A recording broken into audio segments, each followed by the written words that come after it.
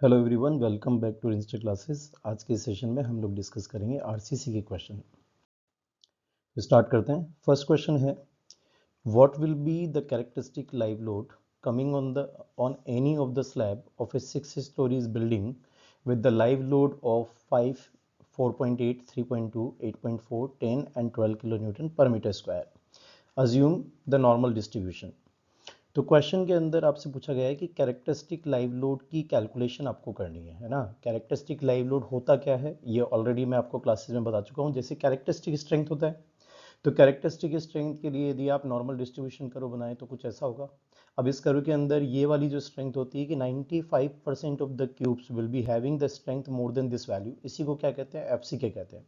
तो यदि आप स्ट्रेंथ टर्म्स में बात करोगे तो जो एफसीके की वैल्यू आती है वो कितनी आती है, एवरेज, यानी कि जो इसकी मीन वैल्यू है उसमें माइनस करेंगे आप that F M minus 1.65 sigma, तो आपको क्या मिल जाएगा, कैरेक्टरिस्टिक स्ट्रेंथ मिल जाएगी। ठीक है, तो जब भी हम स्ट्रेंथ नापने की बात करते हैं तो हम बोलते हैं कम है, और जब हम लोड कैलकुलेशन की बात बोलते हैं तो हम बोलते हैं कि ज़्यादा है। ठीक है, तो स्ट्रक्चर पर जिस लोड के लिए स्ट्रक्चर को डिज़ाइन करना होगा वो हमेशा आप 95% श्योरिटी लोगे कि 95% चांसेस होंगे कि स्ट्रक्चर पर जो लोड आएगा वो इससे कम आएगा, यानी कि 95% एरिया अब इस तरफ होगा।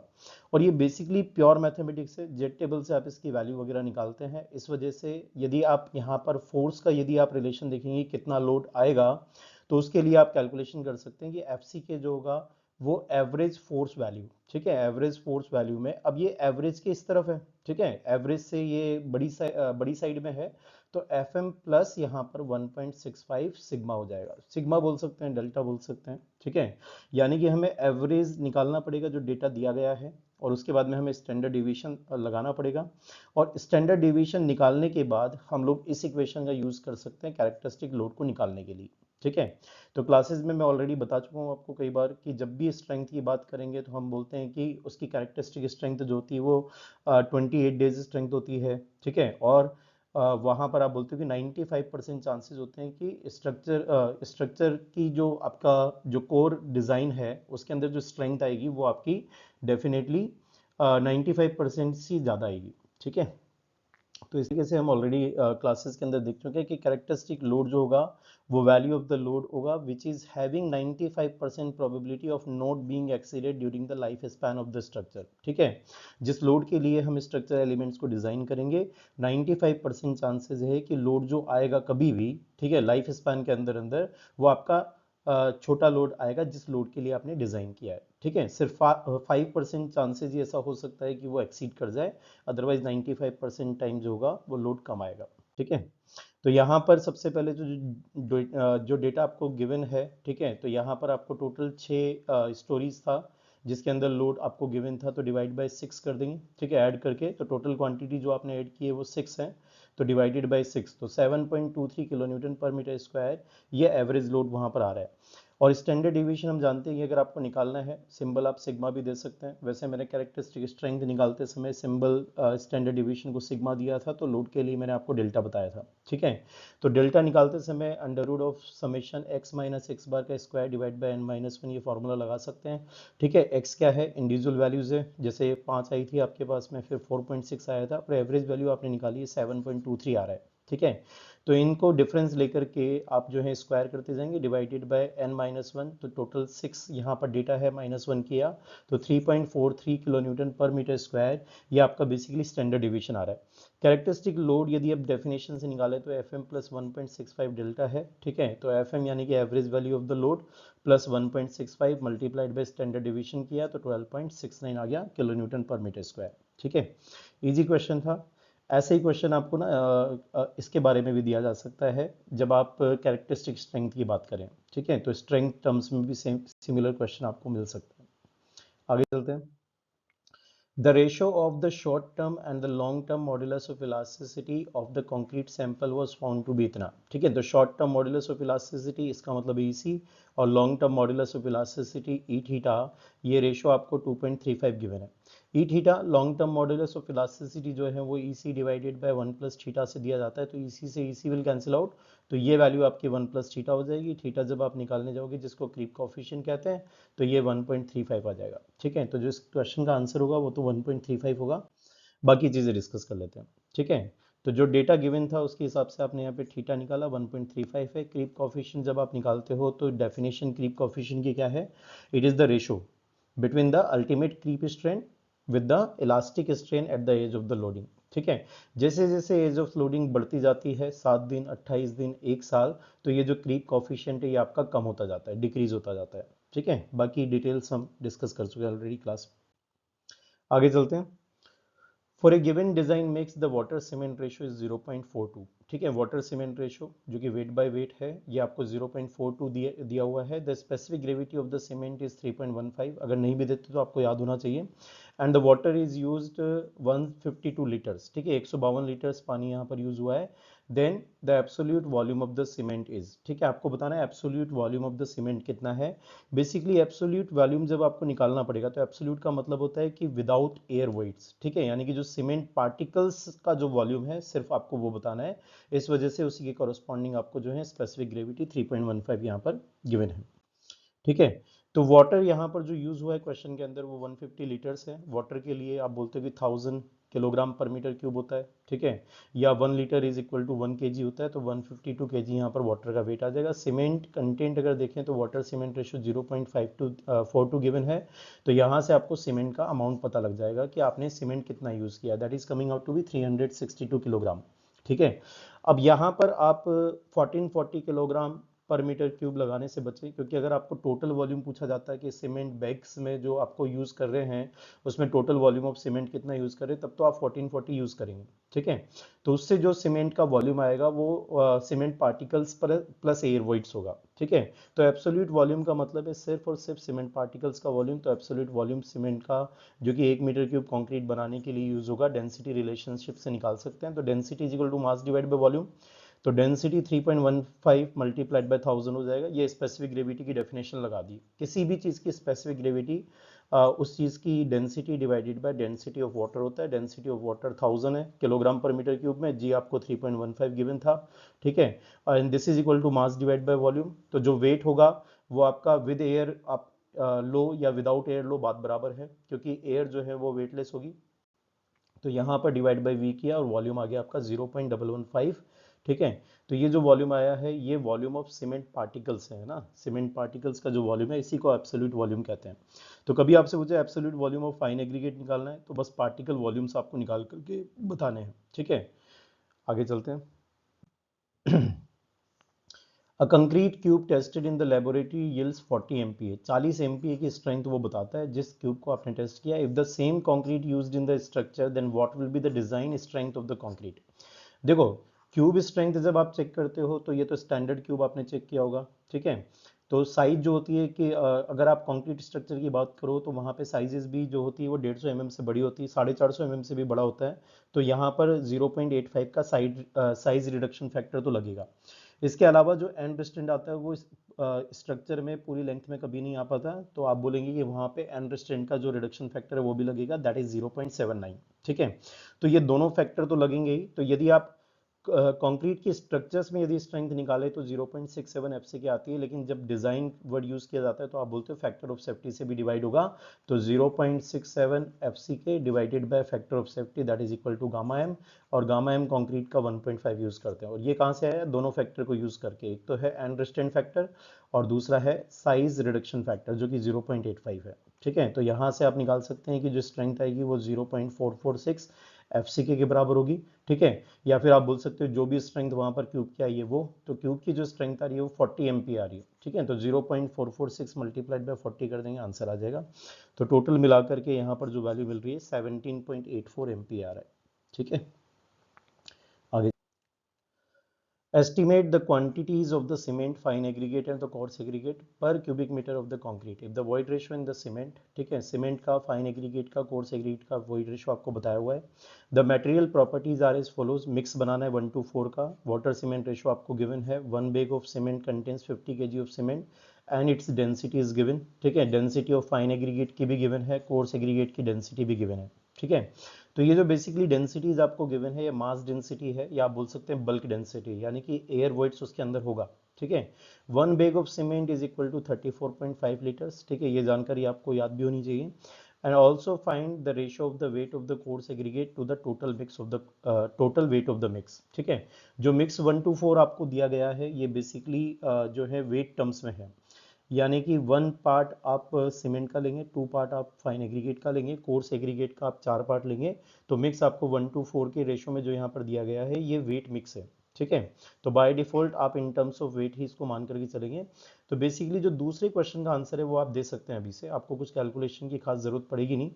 कोर्स एग्रीगेट आपका 4, आप बोलोगे कि 4x टाइम्स जो है कोर्स एग्रीगेट है, अगर आप सीमेंट को x मान लो, फाइन एग्रीगेट 2x है और जो कोर्स एग्रीगेट है वो 4x है, और टोटल वेट यदि आप निकालोगे तो x + 2x + 4x that is equal to 7x, लेकिन इसमें आपको ये जो है वाटर को भी ऐड करना है, तो वाटर 0.53x हो जाएगा, तो टोटल मिला करके 7.53x वेट आ जाएगा। ठीक है, तो यही आपसे इस वाले पार्ट के अंदर पूछा गया है, हम कैलकुलेशन देख लेंगे इसकी। ठीक है, तो आगे चलते कंसेप्ट देखते हैं कि आपको जो मिक्स प्रोपोर्शन दिया गया है वो 1 to 4 के रेशो में है। एक्स पार्ट आपने यहाँ पे सीमेंट का मान लिया, फाइन एग्रीगेट 2x है, कोर्स एग्रीगेट 4x है, वाटर सीमेंट रेशो आपको गिवन था दैट वाज 0.53, तो बेसिकली जो वाटर होगा वो आपका 0.53x हो जाएगा। ठीक है, we also know that the void ratio E volume of void divide by volume of solid होता है। ठीक है, तो टोटल वॉल्यूम, क्योंकि दो ही चीज़ें हैं, एक तो सॉलिड है और एक एयर है, तो total volume V is equal to 1 + E multiplied by VS हो जाएगा। ये सोइल मैकेनिक्स में मैं प्रूव भी करवाता हूँ, क्लासेस में ऑलरेडी प्रूव करवाया हुआ है मैंने, तो V divide by 1 + E volume of solid है। अब ये जब वॉल्यूम लिखोगे आप तो ये वॉल्यूम है बेसिकली टोटल वॉल्यूम। ठीक है, तो टोटल वॉल्यूम में सॉलिड प्लस एयर आएगा। ठीक है, तो इसको कैसे निकालोगे आप, given mass divided by density करके, तो फॉर्मूला आपका बन गया मास divide by density divided by 1 + E। ठीक है, किसी भी सॉलिड का वॉल्यूम निकालते समय इस फॉर्मूले को आप यूज कर पाएंगे। ठीक है, अब यहाँ पर हम एब्सोल्यूट वॉल्यूम की इक्वेशन यूज कर लेते हैं। तो एब्सोल्यूट वॉल्यूम की इक्वेशन क्या है, volume of the cement particle, volume of the fine aggregate, volume of the coarse aggregate, volume of water, volume of voids 1 metre cube concrete के बराबर है। देखो कंक्रीट में सारे सॉलिड्स की अगर बात करें तो यही सारे सॉलिड्स हैं, इनका एब्सोल्यूट वॉल्यूम ले लेंगे, तो एब्सोल्यूट वॉल्यूम का मतलब है सिर्फ और सिर्फ सॉलिड का वॉल्यूम। तो सॉलिड में अभी हमने फॉर्मूला देखा था कि फॉर्मूला यूज होगा m divided by density into 1 + E। कैसे है मैंने बताया आपको। ठीक है, अगर सीमेंट के लिए बात करें तो सीमेंट का जो वेट आपने माना है 1:2:4 में था, सीमेंट को आपने x माना है, तो this is x divided by cement की density divided by 1 + E। Question में ई सीमेंट का 0.65 गिवन है, 65%। इसी तरीके से ये आप वॉल्यूम निकाल सकते हो कि ये फाइन एग्रीगेट का सॉलिड वॉल्यूम है, फाइन एग्रीगेट का। इसी तरीके से ये आपने कोर्स एग्रीगेट का निकाला और ये आपने निकाल दिया, ठीक है, मास डिवाइडेड बाय डेंसिटी करके वॉल्यूम। ठीक है, तो वॉल्यूम यहाँ पे आ रहा है आपका that is 0.53x divided by 1000। ये वाटर का आपने अमाउंट निकाल दिया कि वाटर का वॉल्यूम कितना है। लास्ट में जो ये 0.02 लिया हुआ है ये बेसिकली एयर जो एंट्रैप्ड रह गया होगा उसका वॉल्यूम है।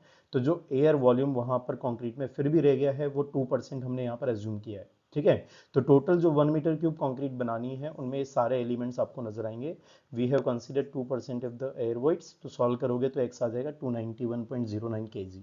ठीक है, आगे चलते हैं, इसका डबल कर देंगे तो आपको फाइन एग्रीगेट मिल जाएगा, इसका 4 गुना कर देंगे तो आपको मिल जाएगा कोर्स एग्रीगेट। तो फाइन एग्रीगेट और कोर्स एग्रीगेट की क्वांटिटी ये है।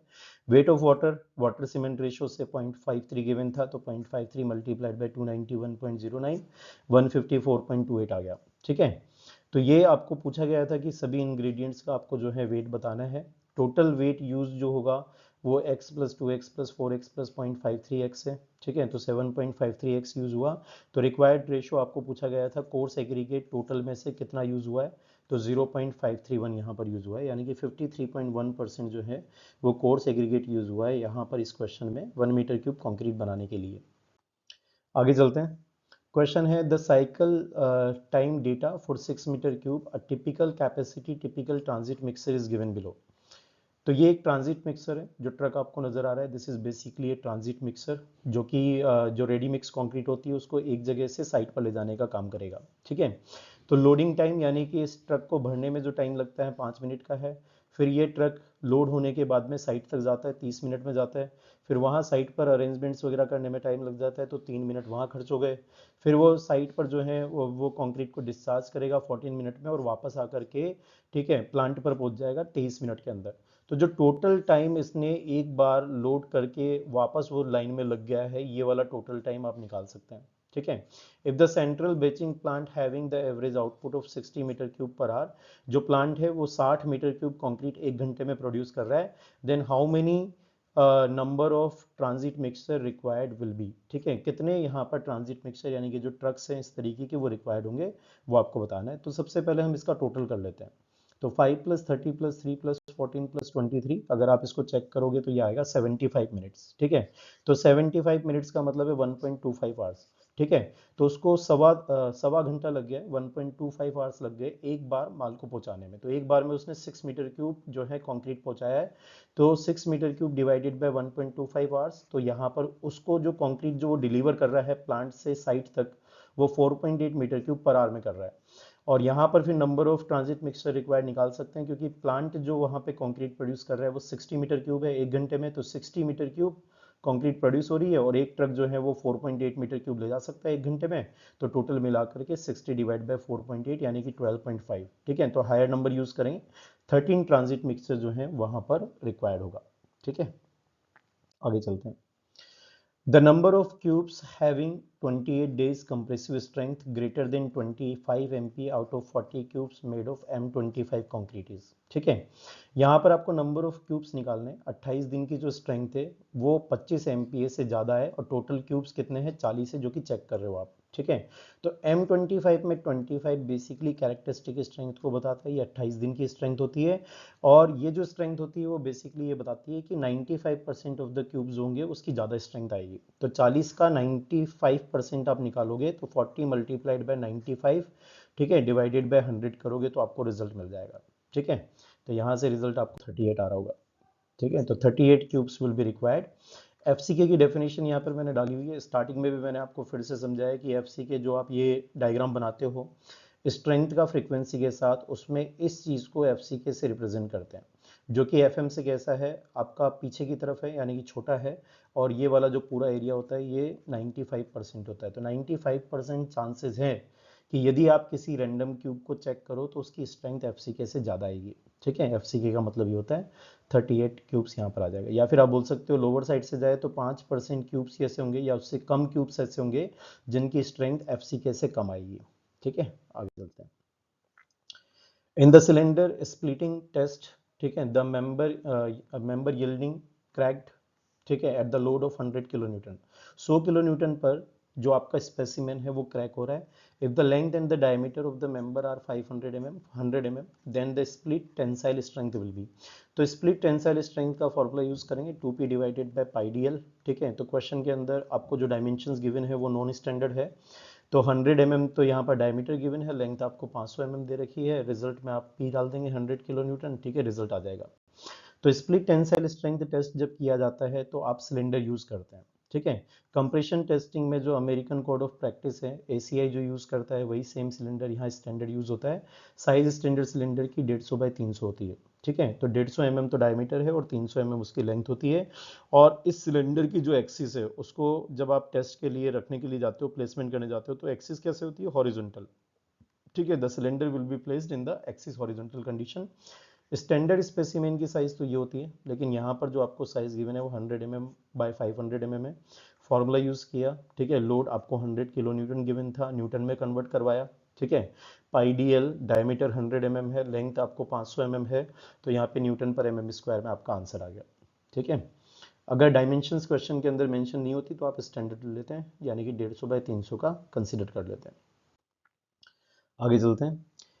If the probability of the characteristic strength and the characteristic load is reduced to 90%, then the overall safety of the structure will be, ठीक है। स्ट्रक्चर तभी safe होगा कि जब स्ट्रेंथ तो आपकी ज़्यादा है एफसीके से और जो लोड आए वो आपका कम आए, ठीक है, तो स्ट्रक्चर आपका सेफ होगा, ठीक है। तो इसके चांसेस क्या है कि स्ट्रेंथ एफसीके से ज़्यादा है, उसके चांसेस क्या है 90% है। वैसे तो बाय डिफॉल्ट 95% होता है एज पर द कोड, लेकिन क्वेश्चन में उसने 90% बोल दिया तो 90% से सॉल्व करो। और एफसीके के लिए भी चांसेस क्या होता है कि 90% चांसेस यहाँ पर दे रखे हैं आपको कि जो लोड आएगा वो इससे कम आएगा, ठीक है। तो बेसिकली दोनों यदि आपका सेटिस्फाई हो जाए कंडीशन दिस एंड दिस, तो स्ट्रक्चर आपका सेफ रहेगा। तो 0.9 से पहली कंडीशन सेटिस्फाई होगी, एंड लगा रहे हो इसलिए मल्टीप्लाई करोगे, 0.9 से नेक्स्ट हो जाएगी, तो टोटल मिला करके 0.81 आ जाएगा। इसका मतलब 81% चांसेज है कि स्ट्रक्चर वहां पर सेफ होगा। ठीक है, तो safety will be ensured when the strength is more and the load is less. ठीक है, तो सेफ हो जाएगा स्ट्रक्चर। ओवरऑल सेफ्टी आ रही है 81%। अगर बाय डिफॉल्ट यदि कैलकुलेशन करने जाते हैं 90% यदि नहीं दिया जाता तो 95% से करते हैं, तो 95 और 95 लेकर के आपको मल्टीप्लाई करना होता है, यानी कि 0.95 मल्टीप्लाइड बाय 0.95 से आंसर आता है।